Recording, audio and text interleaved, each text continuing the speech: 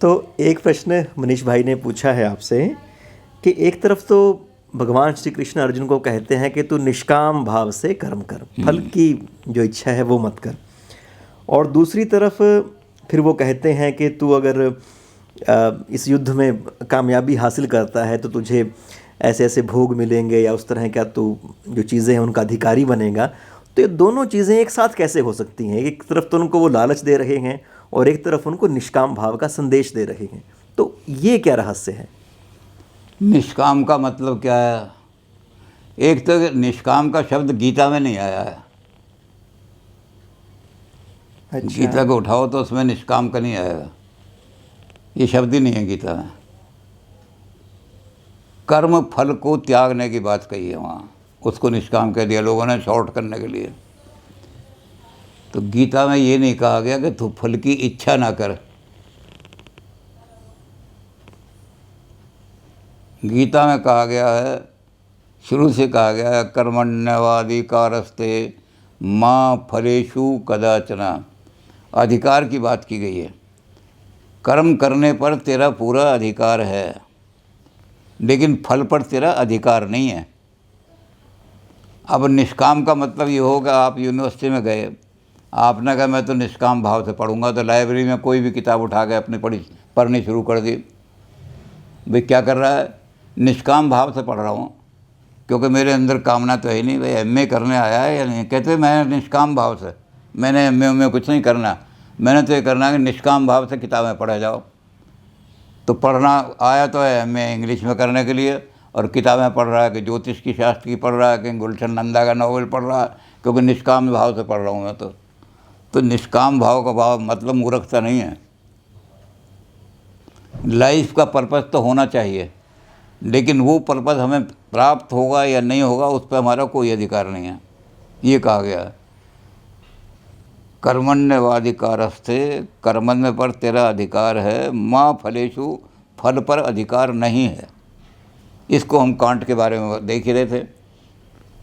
Can't कह रहा है कि आपने अपनी ड्यूटी है, उस ड्यूटी को पूरा कर दो, कंसीक्वेंसेस क्या निकलेंगे इस पर आपका कोई अधिकार नहीं है। लेकिन अगर आपने सिंसियरिटी से अपनी ड्यूटी पूरी कर दी तो your goodwill will shine like a jewel. इसका कांट ने उदाहरण भी दिया कि एक डैमसेल जा रही है, बड़ी सुंदर महिला है, और वो सड़क पर अकेली जा रही है, और कांट ने कहा कि 2 रोग जो हैं उसका पीछा कर रहे हैं। अब मैं खड़ा हुआ हूँ वहाँ, मेरी ड्यूटी है कि इसकी रक्षा में, क्षत्रिय हूँ, मेरी ड्यूटी है इसकी रक्षा करना। तो अगर फल को त्याग दिया तो हम खड़े रहेंगे क्या? हम तो कहेंगे फल पर मेरा, लेकिन करनी मैंने अपनी ड्यूटी है, फल पर मेरा कोई अधिकार नहीं। मैं एकदम कूद पड़ा उसकी जान बचाने, उसकी इज्जत बचाने के लिए। अब वो गुंडे 2 थे, वही कांट वाला उदाहरण दे रहा हूँ। गुंडे 2 थे, उन्होंने उसको मार दिया आदमी को, और भाग करके उसकी इज्जत भी लूट ली।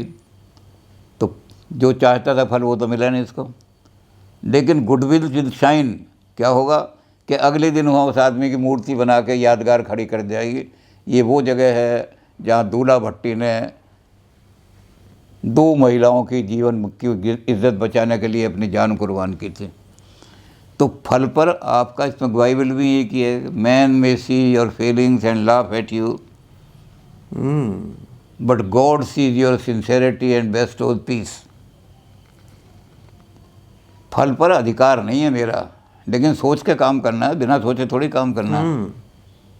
मैं यहाँ दुनिया में क्यों आया हूँ ये तो मुझे सोचना है, पर्पस तो सोचना है। अब कह जी सोचो ही मत पर्पस, तो फल तो सोचो मैं दुनिया में क्यों आया हूँ। हमें सोच समझ करके कदम उठाना है कि मैं क्यों आया हूँ, लेकिन मेरे कदम उठाने का अधिकार तो मुझे है, लेकिन वो फल मुझे मिलेगा या नहीं मिलेगा। मैं आईएएस की तैयारी में ज़रा से भी कमी ना छोड़ूं, लेकिन आईएएस की तैयारी में इस पर तो मेरा पूरा अधिकार है। लेकिन आईएएस की तैयारी के बाद मुझे आईएएस में सफलता मिलेगी या नहीं मिलेगी, ये अधिकार उन पर है जो कापियाँ जांचते हैं। तो मैं लेकिन मैं आईएएस की तैयारी के लिए आईएएस की तैयारी करूँगा, ये नहीं निष्काम भाव से कुछ भी पढ़ना शुरू कर दो कि जी निष्काम भाव से नहीं। पहले मुझे सोचना पड़ेगा कि मैं आईएएस की तैयारी करने जा रहा हूँ, और जो जो चीज़ें आईएएस के लिए ज़रूरी हैं वही पढ़ूँ मैं। तो निष्काम का मतलब ये नहीं है कि हम मूर्खों की तरह कहीं भी ढोल में लठ बजाना शुरू कर दें। जी